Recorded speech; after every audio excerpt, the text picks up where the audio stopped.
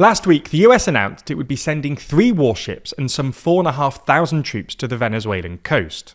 This sparked some anxiety inside Venezuela that Trump could be preparing for a full-scale invasion, something he's expressed an openness to in the past. And on Friday, Venezuela's acting president, Nicolas Maduro, asked ordinary Venezuelans to enlist in militias, before deploying thousands of Venezuelan troops to the Venezuela-Colombia border. So in this video, we're going to take a look at Trump's long-standing interest in invading Venezuela, and whether it could actually happen this time.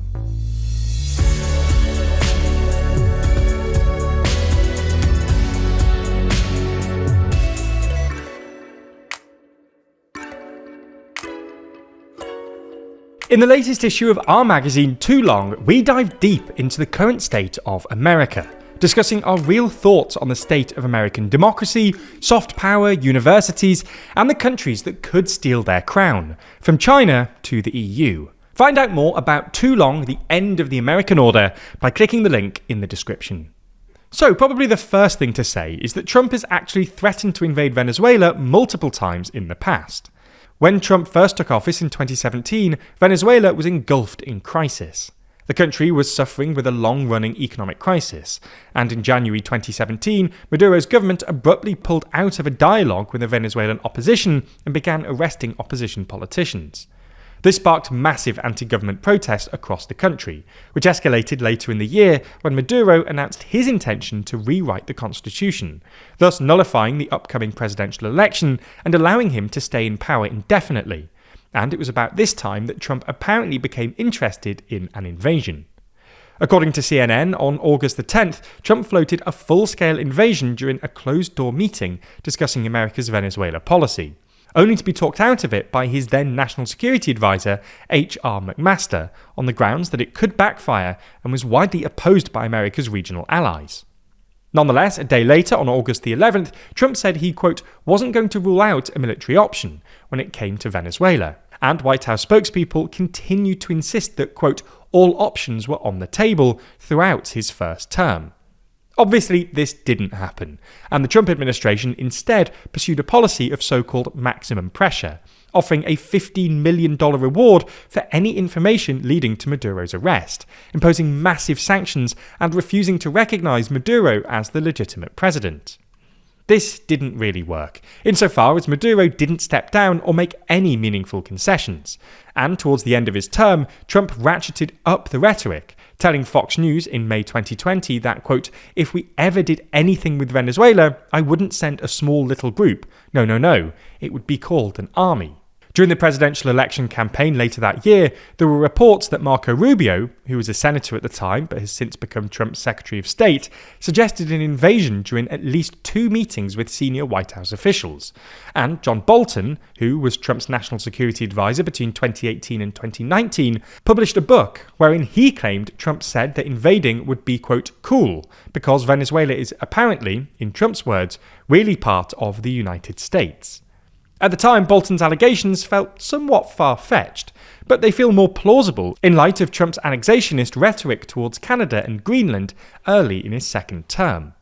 Once Trump had left office, reports emerged that, in 2019, he'd tried to coordinate an invasion with Argentina's then-president Mauricio Macri, with Argentinian special forces supporting a US-led multinational force. Colombia's president, Gustavo Petro, also claimed that Trump had talked to his predecessor, Ivan Duque, about invading Venezuela via Colombia, and in 2023, Trump said, quote, when I left, Venezuela was about to collapse. We would have taken over it. We would have kept all that oil.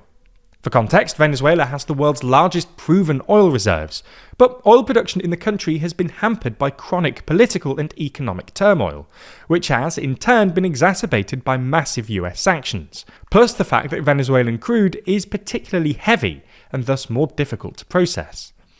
Unsurprisingly, most people expected Trump to take a hardline stance on Venezuela again in his second term, and originally it looked like things were heading in that direction.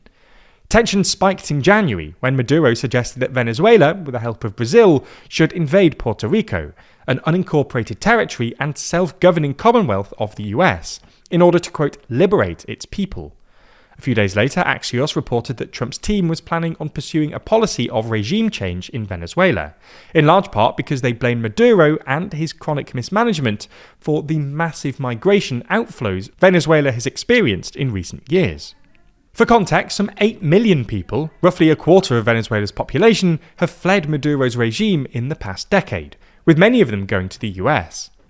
Somewhat surprisingly though, there was then a period of relative calm, and in July it looked like relations might be on the up, after the two countries completed a large-scale prisoner swap with the help of El Salvador, and the Trump administration gave Chevron, an American oil company, the green light to resume oil production inside Venezuela. However, in the past few weeks, tensions have skyrocketed. This all kicked off in early August, when the US increased the reward on Maduro to $50 million, having previously accused him of heading up the Cartel of the Suns, a Venezuelan crime syndicate recently designated by the US as a terrorist group. In response, Maduro's foreign minister Ivan Gil dismissed the announcement as an attempt to distract from Trump's Epstein-related woes, and Maduro himself dared Trump to arrest him in a nationally televised speech. Then, last week, the US deployed 3 warships along with around 4,500 soldiers, including 2,200 Marines, to an area off the coast of Venezuela, nominally to counter drug cartels. This apparently sparked some anxiety inside Venezuela that the US was preparing an invasion, and on Friday, Maduro called on ordinary Venezuelans to enlist in national militias to defend against the quote imperialists. On Monday, Reuters then reported that the US was deploying additional assets to the region, prompting Venezuela to deploy 15,000 troops to regions along the Colombia-Venezuela border and open talks with Colombia's defense ministry. So, could it actually happen? Could Trump actually invade Venezuela? Well, to be honest, no, almost definitely not. For starters, while 4,500 troops might sound like a lot, it's nowhere near enough for an invasion. Venezuela is a large country, with a population of about 30 million people, and in 2018, the Council on Foreign Relations assessed that an American military intervention in Venezuela would require at least 100,000 troops, and would most likely end in, quote, disaster. It's worth comparing this to previous US interventions in South America. The 1983 invasion of Grenada, for instance, which had a population of just 100,000 people, involved over 7,000 troops, while the 1989 invasion of Panama, which had a population of about 2 million people, involved some 30,000 troops, some of whom were already in position because the US already controlled the Canal Zone. Similarly, a limited strike looks unlikely because, well, it's not really clear what it could achieve. Ultimately, this looks more like saber-rattling than anything else, and is worth keeping in mind that both Maduro and Trump have an incentive to oversell what's happening to distract from their domestic troubles. Now, the US's deployment of warships has been covered thoroughly across the media landscape, with 183 sources reporting on it. Taking a closer look, you can see that 36 of these sources come from the right and 24 of them come from the left. It's clear that there are some vast differences between each side of the political spectrum, with the right casting the US deployment as a decisive and commendable approach, and the left framing it with scepticism and caution. We're able to get this in-depth analysis thanks to our sponsor this week, Ground News, a website and app that collects articles from around the world, helping you burst your media bubble. For every story just like this one, you're able to see just how many sources are reporting on it, as well as where those sources fall politically. And that's important, as the same story can take a completely different meaning depending on how it's framed to us. Something that we find helps us tackle this problem even further is their fantastic blind spot feature, a newsfeed dedicated to showing us which stories are improperly covered by one side of the political spectrum or the other. Here you can expand your own viewpoint, or simply help you understand someone else's media reality. It's no secret that the current media landscape is constantly trying to capture your attention and sway you one way or the other. So having a tool that helps you understand bias and how it affects the media you consume is extremely crucial. If you're interested in staying on top of the news and want to explore more of the amazing features Ground News has to offer, we're offering 40% off the Unlimited Access Vantage Plan subscription by using the link in the description or scanning the QR code on screen. This offer is only available here, so make sure you go to ground.news/TLDR or click the link in the description to get started today.